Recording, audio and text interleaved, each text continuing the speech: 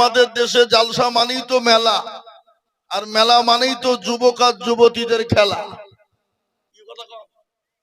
হ্যাঁ, ও তো নিজে যা ঘুরছে ঘুরছে বন্ধুকে ফোন করে যাবে, শালা মালদা চলে গেল, তাড়াতাড়ি আইবে। আমি বলবো যারা এই মাইকের আওয়াজ শুনছেন, শুনতে পাচ্ছেন, দয়া করে মেহেরবানি করে বাজার ছেড়ে দিয়ে মজলিসে আসুন।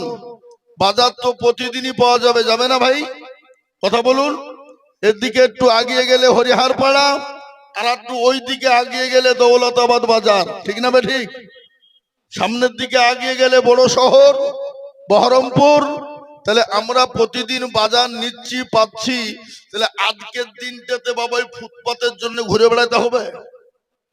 ফুটপাতে বাজার করে কারা কারা? ওটা আমি আর বললাম না বাবা। সুতরাং ফুটপাত ছেড়ে দিয়ে ভালো জায়গা আসুন। আজকে আমাদের দেশে জালসা মানেই তো মেলা, আর মেলা মানেই তো যুবক আর যুবতীদের খেলা। হ্যাঁ, ও তো নিজে যা ঘুরছে ঘুরছে বন্ধুকে ফোন করে যাবে, শালা মালদা চলে গেল, তাড়াতাড়ি আইবে। আরাম কর, ও দেখছে আবার অন্য দুলাকে যাচ্ছে। তার বাড়িতে বিটি নাই, তার মা নাই, তার বোন নাই। পরের মেয়ে যদি মাল হয় তো নিজের মেয়ে তো মাল হবে নাকি বলে?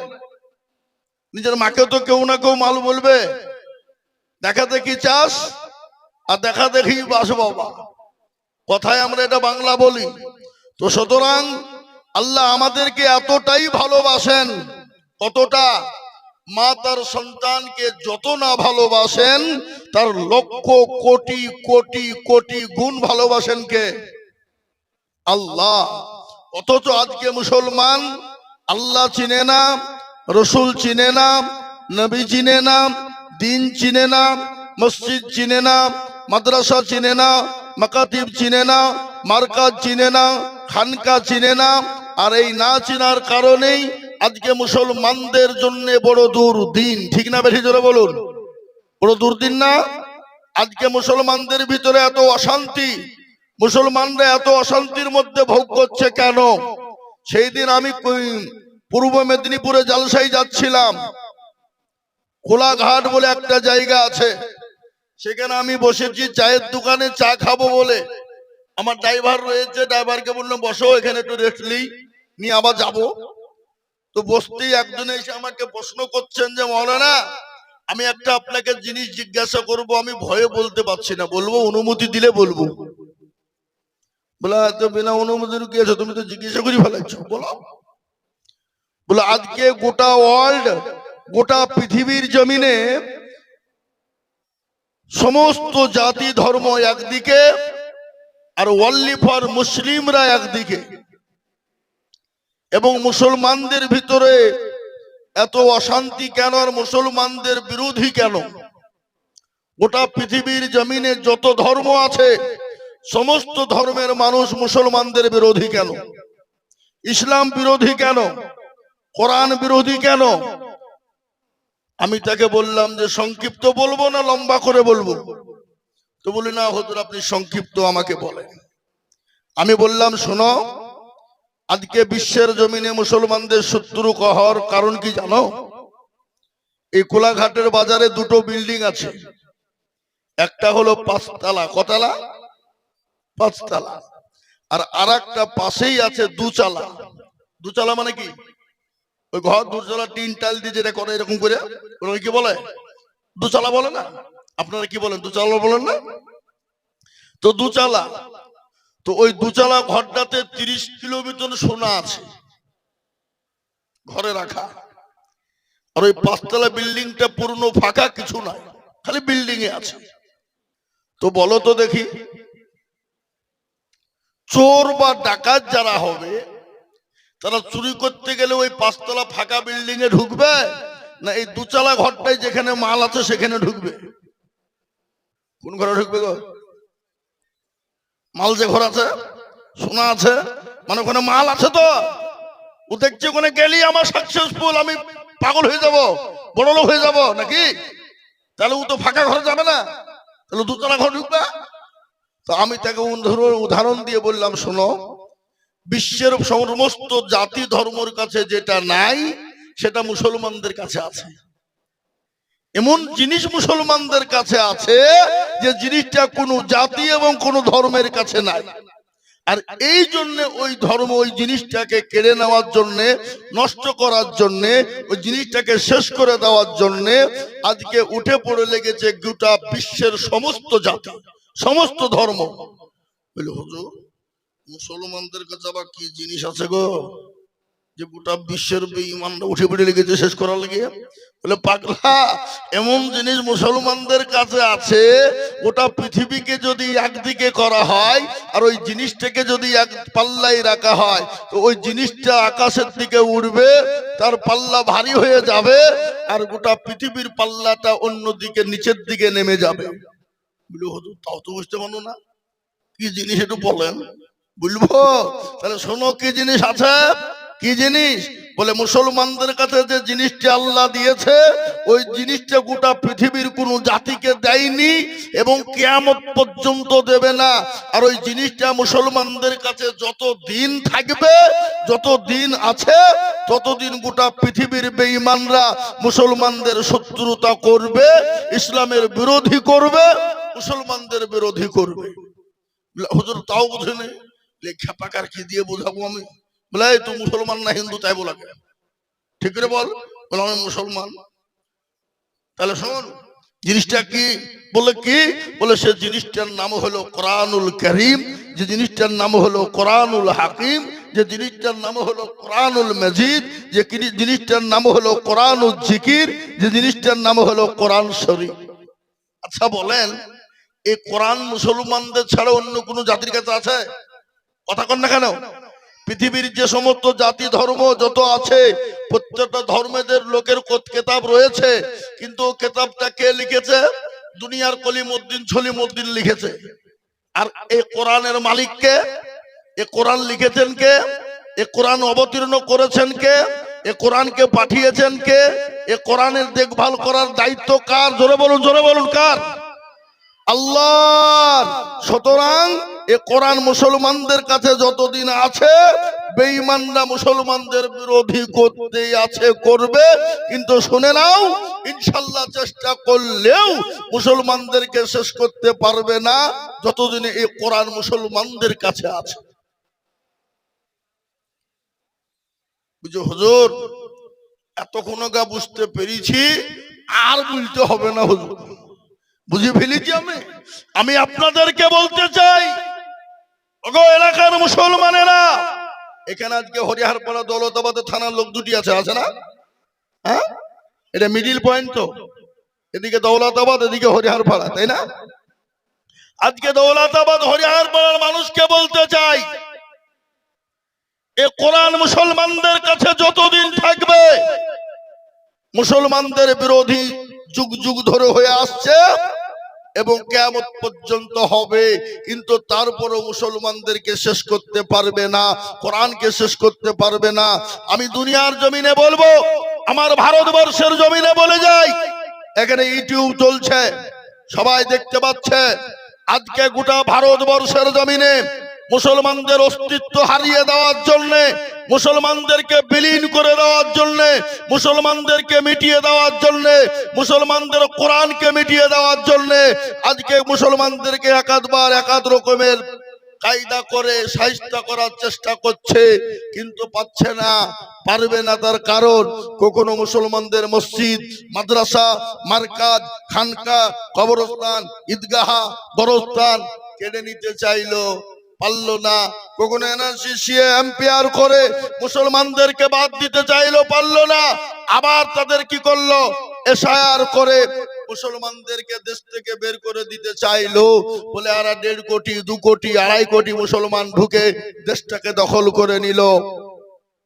এসআইআর করতে গিয়ে আল্লাহর কি কুদরত, 58 কোটি, একে বলে 58,20,808 জন মানুষকে বাদ দেওয়া হলো। কিন্তু বাদ দিতে গিয়ে দেখলো 98% হলো যারা মুসলমানদেরকে গলা ধাক্কা দিয়ে বের করে দিতে চেয়েছিল। রোহিঙ্গা বলেছিল, যারা 1.5 কোটি 2.5 কোটি ঢুকে গেছে বলেছিল, আল্লাহর কি কুদরত, তাদের নামগুলাই বাদ হয়ে গেল। কেচে খুঁড়তে গিয়ে সাপ বেরিয়ে গেল। ওদের টনকটা লড়ে গেল যে ছি ছি ছি ছি, কি হলো এটা? আমরা মনে করলাম যে মুসলমান বাদ যাবে, কিন্তু বাদ তো গেল না। আবার ওটাকে তারা পুনরায় বাদ দেওয়ার জন্য চক্রান্ত করে আবার বাড়িতে যার 4টে বেটা বুঝে 6টা বেটা আছে, যার 6টা বেটা বুঝে তার 8টা বেটা। আর মুসলমানরাও জানে তো 8টা বেটা তুই কুদিয়ে করলি কর, ও 4টে খাসি নিয়ে চলে গেছে বেরিয়ে, লে দিয়ে এদিকে গেল আমার বেটা, লে হিয়ারিং কর। কি বুঝলেন? মুসলমানদের ডকুমেন্টস নাই, কি ডকুমেন্টস নেবে? কবর থেকে মাটি তুলে নিয়ে চলে গেছে, এই যে মাটি লিখে দিলে ডিএনএ ভর ভরে চেক কর। এটা আমি আপনাদেরকে বলতে চাইছি বন্ধু, আজকে তারা মুসলমানদের 2002 সালে ডকুমেন্টস চাই কেন? তারা যদি মনে করে আরো পেছনের 20 বছরের ডকুমেন্টস চাই নেব, তো আল্লাহর রহমত করো মুসলমানরা দেওয়ার জন্য প্রস্তুত আছে না নাই? জোরে বলুন, আছে না নাই? খালি যদি বলে ও ডকুমেন্টস আমরা নেব না, তোদের বাপ দাদা, তার দাদা, পোত দাদা, অমুক দাদা, তমুক দাদা দিয়ে দেখা তো, যাদেরকে আমরা মাটি দিয়েছি এই দেশে, এই গ্রামে, এই কবরস্থানে, তো তাদের হাড়গুলা তো পচেনি, মাংস পচে গেল, হাড় তো আছে না নাই? কি মনে করেন আপনারা? হাড়গুলাকে নিয়ে গিয়ে যদি ডিএনএ চেক করি তো বলে দিবেন এরা কোথাকার প্রোডাক্ট? বলবে না? বলবে না? কিন্তু আমরা যদি প্রশ্ন করি যে তোদের বাপ দাদা, তার দাদা, পোত দাদা যারা চলে গেছে দুনিয়া থেকে, তাদের হাড়গুলা লিয়াই, আমরা ডিএনএ চেক করে দেখবো এরা কোথাকার মালটা। ওদের ক্ষমতা আছে? দেওয়ার ক্ষমতা আছে কি? নো, তাদের ক্ষমতা নাই, তো দিবে কোন দিকে? তারপরেও যদি বলে যে না নেবো না, তোদের আরো কি ডকুমেন্টস নিবি বল? আরো ডকুমেন্টস আমাদের আছে, আছে না নাই? যদি বলে কি ডকুমেন্টস? আমাদের দেশে সর্বপ্রথম পৃথিবীর জমিনে সর্বপ্রথম যিনি এ দুনিয়ার জমিনে এসেছিলেন, যখন গোটা পৃথিবী ফাঁকা, কিছু ছিল না, সেই সময় যিনি দুনিয়ার জমিনে আসলেন তিনার নাম কি? আদম নবী আলাইহিস সালাম। তিনি তো এই ভারতের জন্ম নিয়েছিলেন, দুনিয়া এসেছিলেন, আল্লাহ পাঠিয়েছিলেন। সেই নবীর আওলাদ হলাম আমরা, ওয়ালাকাদ কাররামনা বানি আদম। সুতরাং আমাদেরকে দেশ থেকে বের করে দেওয়ার কোনো অবকাশ নেই। আজকে তোমরা বিভিন্ন কায়দা কৌশল করে বের করে দিবা, আরে আমরা হলাম এই দেশের জন্ম, এই দেশে আমাদের সব, আর আমাদেরকে বলছে বিদেশি, আর যারা বিদেশি তারা এই দেশে এসে হয়ে যেতে স্বদেশী। বলুন আদবানির বাড়ি কোথায়? পাকিস্তান। ইন্ডিয়াতে এসে হয়ে গেল স্বদেশী। অটল বিহারীর বাড়ি হলো পাকিস্তান, ইন্ডিয়াতে এসে হয়ে গেল স্বদেশী। সোনিয়া গান্ধীর বাড়ি হলো ইটালি, দুনিয়া আপনার ইন্ডিয়াতে এসে হয়ে গেল স্বদেশী। বুদ্ধ বাবু, জ্যোতি বাবু, বিমান বসুর বাড়ি হলো বাংলাদেশ, ভারতে এসে হয়ে গেল স্বদেশী। মিঠুন বাবু, কুমার শানুর বাড়ি হলো বাংলাদেশ, ভারতে এসে হয়ে গেল স্বদেশী। প্রণব বাবু, অধীর বাবুর বাড়ি হলো বাংলাদেশ, ইন্ডিয়াতে এসে হয়ে গেল স্বদেশী। আর আমরা ইন্ডিয়াতে জন্ম নিয়ে আমরাই নাকি বিদেশি। সিংহটার ভিতরে আলু ঢুকলো কি করিয়ে বাবা? আলু ঢুকলো কি করে? আজকে এটা কথা নয় দরদি মুসলমান, আজ তারা দেখছে মুসলমান দেশকে রাজত্ব করবে, মুসলমানদের দেশটাকে নিয়ে নেবে। আমি আজিজুল হক বলে দিয়ে গেলাম, ইনশাল্লাহ এটা 2025 চলছে 26, আগামী 2030 থেকে 35 সালের ভিতরে ভারতবর্ষে মুসলমানদের প্রধানমন্ত্রী হবে ইনশাল্লাহ। হবে, ইনশাল্লাহ হবে। আজকে আমি বলবো তোমরা যত এরকমের কায়দা করো, কৌশল করো, যেরকম তোমরা ইচ্ছা করো, ইসলামকে মেটাবা, কোরআনকে মেটাবা না। ইসলামের মালিক দুনিয়ার কোন কলিমুদ্দিন সলিমুদ্দিন নয়, কোরআনের মালিক দুনিয়ার কোন কলিমুদ্দিন সলিমুদ্দিন নয়। কোরআনের মালিক হলেন আল্লাহ, ইসলামের মালিক হলেন আল্লাহ। ফেরাউন চেয়েছিল পারেনি, নমরুদ চেয়েছিল পারেনি, আবু জাহেল, আবু লাহাব, উতবা সাইবা পারেনি।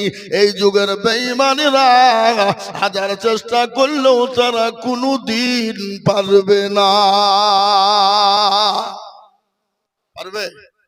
জনগণ পারবে? পারবে না। এ মুসলমান, আমরা তো সেই জাত। কোন জাত? যে জাত জীবনের কোনো মায়া করে না, যে জাত জীবনের পরোয়া করে না, যে জাত মরলে শহীদ জিতলে গাজী, আমরা যদি মরে যাই তো শহীদের দরজা পাবো। দুনিয়ার জমিনে যদি বেঁচে যায় আমরা গাজী হয়ে দুনিয়ার জমিনে বেঁচে থাকবো। যে জাতি মৃত্যুর পরোয়া করে না সে জাতিকে ভয় দেখিয়ে জুজু দেখিয়ে কোনো ভয় হবে না, কোনো লাভ হবে না। আজকে তোমাদের ক্ষমতার বলে তোমরা মসজিদ ভেঙে দাও, মাদ্রাসা তোমরা ভেঙে দাও, মুসলমানদেরকে তোমরা কি করো, জুলুম অত্যাচার করে জয় শ্রীরামের স্লোগান দিয়ে তাদের উপরে তোমরা তাদের অত্যাচার শুরু করো। কিন্তু আল্লাহ মানুষকে ছাড় দেয় কিন্তু ছেড়ে দেয় না, এর বিচার কিন্তু আল্লাহ করবে। কিন্তু আল্লাহ বললেন বান্দা তুমি আমার হয়ে যাও, আল্লাহ বললেন বান্দা আমার হয়ে যাও। আমার হলে তোমাকে কি করতে হবে? আল্লাহ কোরআনে পাকের মধ্যে বলে দিলেন ওয়ামা খালাকুতুল জিন্না ওয়াল ইনসা ইল্লা লিয়াবুদুন। আল্লাহ বললেন বান্দা আমি তোমাদেরকে বানিয়েছি আমার ইবাদত করো, আমার বন্দেগী করো, আমার বড় হুকুম নামাজ আদায় করো রে বান্দা। ও বান্দা যদি তুমি আমার হয়ে যাও আমি আল্লাহ তোমাকে দুনিয়া জমিনে সহযোগিতা করব, আমি হেফাজত করব। আল্লাহ কোরআনে পাকের মধ্যে বললেন কি বলে দিলেন হাক্কান আলাইনা নাসরুল মুমিনিন, যারা মুমিন হবে আমি আল্লাহ তার জান মাল ইজ্জত আবরু সমস্ত জিনিসের আমি আল্লাহ দায়িত্ব নিজে নিলাম, পৃথিবীর কোনো বেঈমান তার ক্ষতি করতে পারবে না। এ মুসলমান, আমরা তো সেই মুসলমান। কোন মুসলমান? তেলের গাড়ি তেলে চলে, হাওয়ার গাড়ি হাওয়াই চলে, বিনা তেলে চালাই গাড়ি নবী সুলাইমান। আমরা তো সে মুসলমান। এ দরদি আল্লাহ ওয়ালা দিনওয়ালা ইমানওয়ালা বিশ্ব নবী দয়ার নবী দুনিয়ার জমিন থেকে যেদিন বিদায় হয়ে যাবে বাবা প্রচন্ড মাথায় যন্ত্রণা, বুকে ব্যথা, রাসূলুল্লাহ চলতে পারে না। হযরত জিবরিল আলাইহিস সালাম চলে এলেন, হযরত আজরাইল আলাইহিস সালাম এলেন, নবীকে সালাম দিলেন, বলেন আসসালামু আলাইকা ইয়া রাসূলুল্লাহ। রাসূল বললেন ওয়ালাইকুম আসসালাম। বলে হুজুর গো আপনি কেমন আছেন একটু বলবেন। রাসূল বলে ও জিবরাইল আমি তো মোটেও ভালো না। বলে কেন গো হুজুর আপনি কেন ভালো না? বলে আমার বুকে প্রচন্ড যন্ত্রণা, মাথায় যন্ত্রণা সহ্য করতে পারি না। হযরত জিবরিল আলাইহিস সালাম বলেন নবী গো আজ আমি এমন একটা নতুন ফেরেশতা এনেছি যে ফেরেশতা জীবনে কোনোদিন কারো কাছে অনুমতি নেয় না। ওগো রাসূলুল্লাহ আপনি যদি অনুমতি দেন আমি ওই ফেরেশতা আপনার কাছে আনব। রাসূল গো আপনি যদি অনুমতি দেন তাহলে আমি আপনার কাছে ফেরেশতাকে আসতে হুকুম করব। নবীজি বললেন ও জিবরাইল আমি যদি অনুমতি না দিই কি হবে?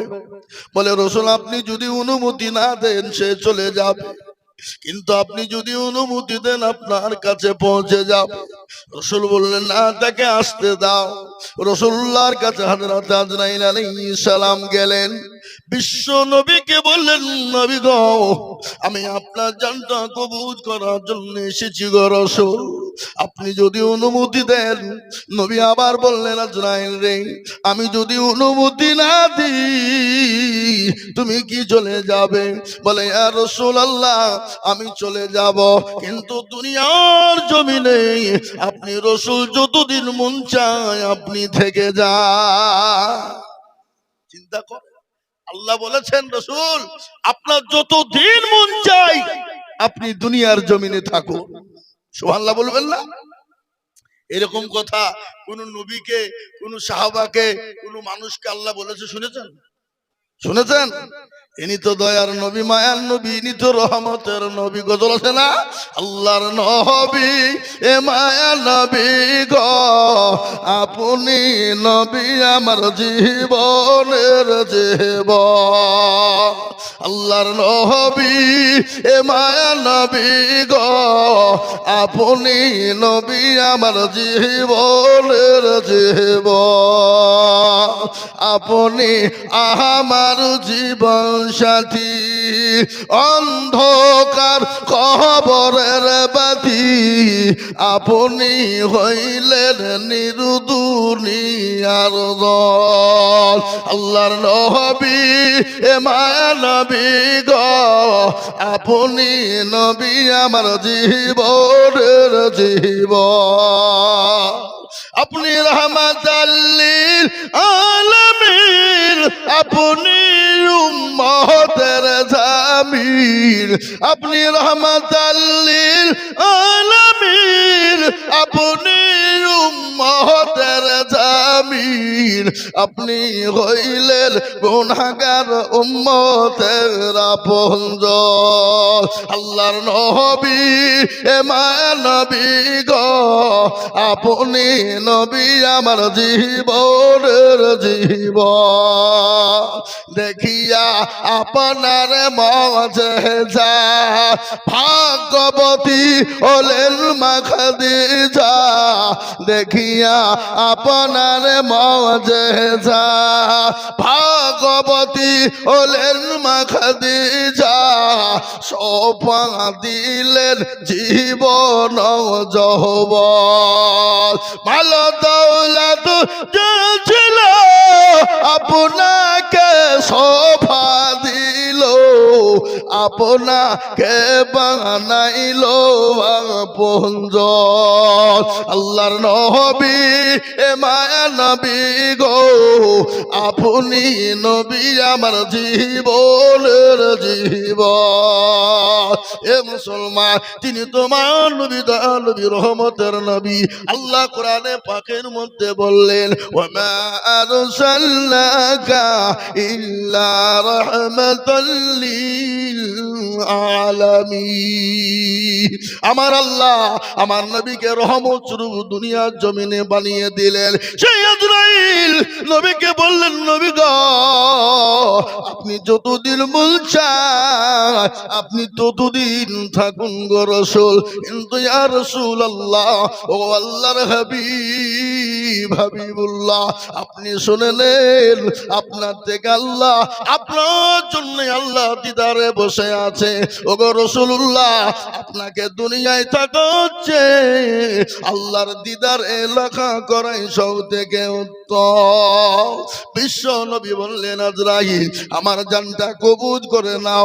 বিশ্ব নবীর জানটা কবুজ করার জন্য আজরাইল আলাইহিস সালাম যখন পৌঁছে গেলেন, নবীজির বুকের ওপর হাতটা যখন দিয়ে দিলেন, রাসূলুল্লাহ বললেন, ও আজরাইল শোনো, আমি নবী যখন বুকের উপর হাতটা দিলে মনে করলাম গোটা উহুদ পাহাড়টা আমি রাসূলের বুকের উপর বসে গেল। বলো গো, আমি যখন এরকম কষ্ট পাই, আমার উম্মত উম্মতির কি এরকম কোন কষ্ট হবে? আমার উম্মত উম্মতি কি এরকম কোন কষ্ট পাবে?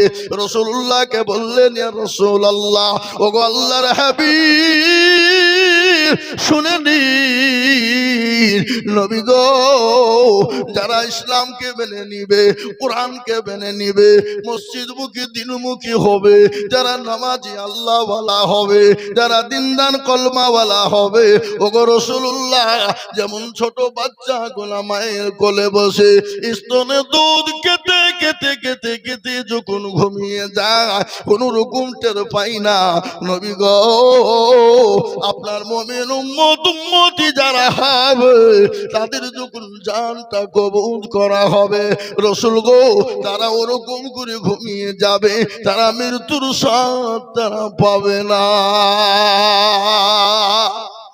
সুবহানাল্লাহ বলুন। এ মুসলমান, আজকে তো আমাদের ভিতরে নমাজি নাই। নমাজ আছে, মুমিন আছে, কথা কম। আজকে আমাদের দেশের লোক 98% লোক নামাজ পড়ে না। ক% পড়ে? আরে এরা হিসাব জানে না, 2%। তো কি মনে হয় এই যে 2% লোক যারা নামাজ পড়ে তাদের নামাজ হয়ে যায় নাকি? কোন রকমই 1% লোকের হয়, আর 1% লোকের হয় না। 20 বছর ধরে নামাজ পড়ছে, মুরব্বী, দাড়ি পেকে গেছে, চুল পেকে গেছে, চোখে নরম, দাঁতে নরম, আত্মাহিয়াত জানে না, দুরূদ শরীফ জানে না, দোয়া কুনুত জানে না। সেদিন এক মুরব্বীকে জিজ্ঞেস করে বলছে, চাচা নামাজ কতদিন পড়ছেন? মেলা দিন হইল। তুমি তখন জন্ম হইলেও নেই। আমি যে বলছে কি রে, হ্যাঁ তো চাচা তাহলে দোয়া কুনুতটা কি? বাপ আমি তো জানিনি, কুলুহু দিয়ে জ্বালাই। তো কুলুহুটাও ঠিক নাই। এ বাবা, ইন্না তাইনা কুল দেখা যায় তার মধ্যেও 20টা ভুল আছে না নাই? কথা কন, আছে না আমাদের সমাজে এরকম? কিন্তু এরা কোনোদিন ইমাম সাহেবকে বলো না, হুজুর আপনি তো আমাদের ইমাম, তো নামাজটা ঠিক করে দিলে হতো না। কোরআন না, জীবনেও বলবে না। কেন? ও দেখছি বাই চান্স যদি মৌলবি আমার ভুল ধরে ফেলে, তাহলে মৌলবির কাছে আমার মোড়লি চলবে না। আর আজকাল কিছু লোক আছে মসজিদের ইমামের বাপে মোড়লি করতে ভালোবাসে, মুতিয়ে পানি লিয়া দেন না বা ইমামকে খবর করে।